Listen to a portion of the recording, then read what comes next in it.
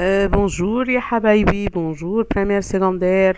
مركزين معاكم تمام. يلا اخر انيتي في الترم ده.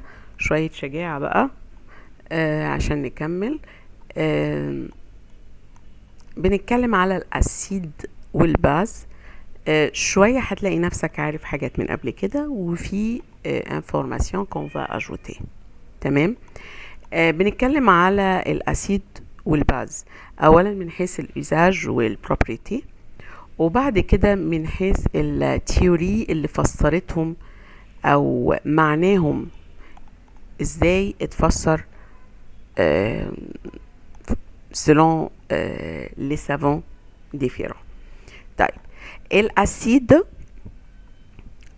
entre dans plusieurs industries chimiques.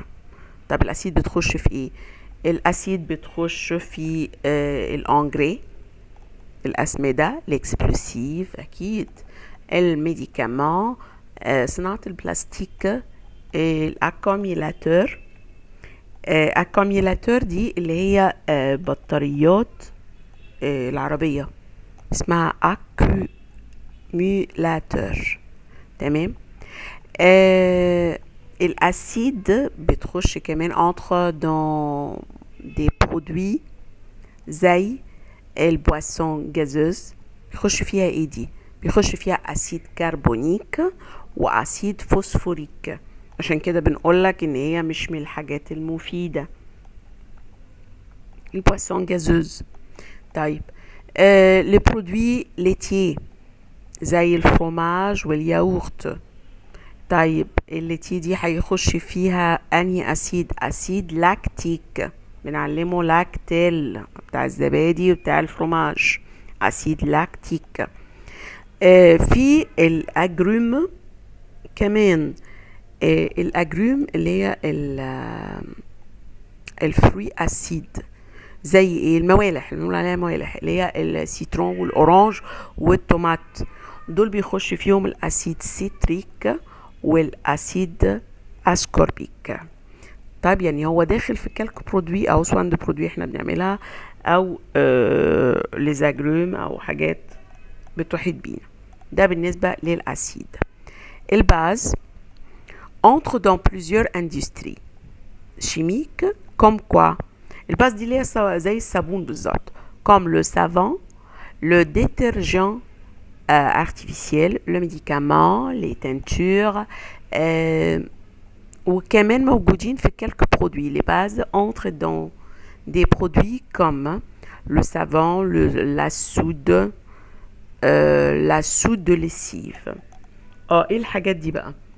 السافون اسمه الكيميائي هيدروكسيد دو صوديوم، بيدخل فيه الهيدروكسيد دو صوديوم. لا سود، السود دي بنعجن بيها، اللي هي الصودا بتاعت العجين بتاعت الخبيز، اللي هي بيكربونات دو صوديوم. في لا سود دو ليسيف، دي صودا بس للغسيل. تمام. بيدخل فيها كربونات دو صوديوم هيدراتي، كربونات دو صوديوم هيدراتي، تحتوي على نسبة من المية. تمام. ده بالنسبة لاستخدامات الأسيد والباز حوالينا في البيئة المحيطة، بنستفيد منهم ازاي. طيب البروبريتي ديز اسيد اي دي باز، نعمل تابلو كبير قوي، مش عارفة في كتاب المدرسة مكرر الحاجات اكتر من مرة. يعني تعالى معايا مثلا هنا في الاسيد، بيقولي les acides ont une saveur aigre، طعمها لاذع زي الفينيجر زي السيترون. bon. Les bases ont une saveur astringente et un toucher savonneux، ملمسها صابوني شوية، واسترينيونت دي يعني قابض، طعم الصابون. طيب الاسيد change la couleur du tournesol en rouge. ما انا علشان اكشف عن اسيد في المعمل مش هشربه، بنكشف عنه بنعرفه يعني ببابيه معالجة كيميائيا. البابيه اللي معالجة كيميائيا عليها مواد معينة، si ça tourne rouge donc c'est une acide, si ça tourne bleu c'est une base. يبقى الباز change la couleur du tournesol en bleu. طيب les acides réagissent avec les bases et donnent un sel et de l'eau. كنا بنحفظها كده واحنا صغيرين، نقول أسيد وباز سل ومية، أسيد وباز سل ومية. هنا مثلا عندنا الأسيد نيتريك اللي هو HNO3 بلس هيدروكسيد دو صوديوم بيديني نيترات دو صوديوم et de l'eau. نيترات دو صوديوم هنا هي اللي بنقول عليها سل، تمام، والمية H2O. السل بيتكون من دو بارتي. صوديوم هنا c'est un ion positif ليه؟ لأن الصوديوم انت عارف il perd un électron. طب دو qu'il perd un électron بيبقى اسمه ion positif.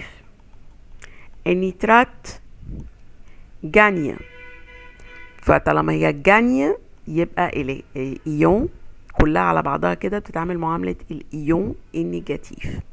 من هنا اذا كان اي كومبوزيت بيتكون من ايون بوزيتيف وايون نيجاتيف نقول عليه سيل، انما مش بملح، مش بمعنى ملح الاكل. طيب les acides réagissent avec les métaux actifs. الاسيد بتتفاعل مع كل المعادن وبعدين تعمل لنا ايه؟ بهيدروجين se dégage، غاز الهيدروجين se dégage صار يعني، وبيتكون لنا السيل. طيب اهو HCl plus zinc يديني chlorure de zinc وغاز هيدروجين. الأسيد réagissent avec les sels de carbonate ou le bicarbonate et le dioxyde de carbone se dégage. لما الأسيد يبقى معاه كربونات أو بيكربونات في الحالة دي le gaz qui se dégage c'est dioxyde de carbone. Mais quand ils réagissent avec les métaux, comme en haut là on a dit, donc c'est le gaz hydrogène qui se dégage. En principe parce que l'acide il contient déjà un hydrogène, donc il faut que ça sorte. Ok. طيب la définition expérimentale des bases et des acides se basait normalement sur l'observation et ne décrit pas les propriétés non visuelles. يعني ايه؟ يعني تعريف الباز بقى احنا قلنا لك هو بيستخدم في ايه وقلنا لك البروبريتي بتاعته، بس تعريفه هو شخصيا بيعتمد على الملاحظة، تمام، كياد، وبيعتمد عن بنلاحظ التفاعلات بتاعته ايه ce comportement. Ainsi il y a des études des expériences et des théories نظريات بتدي définition للأسيد والباز، تمام. احنا قسمناهم لثلاث نظريات: تيوري دو أرينيوس، تيوري دو برونشتيد لوري، تيوري دو لويس. ثلاث نظريات بتعرف الأسيد والباز وهناخدهم كل واحد لوحده، تمام، عشان نقدر نتكلم عليه باستفاضة. يلا n'oubliez pas j'aime et le partage avec vos amis et donc avec la théorie à la prochaine avec les théories des acides et bases.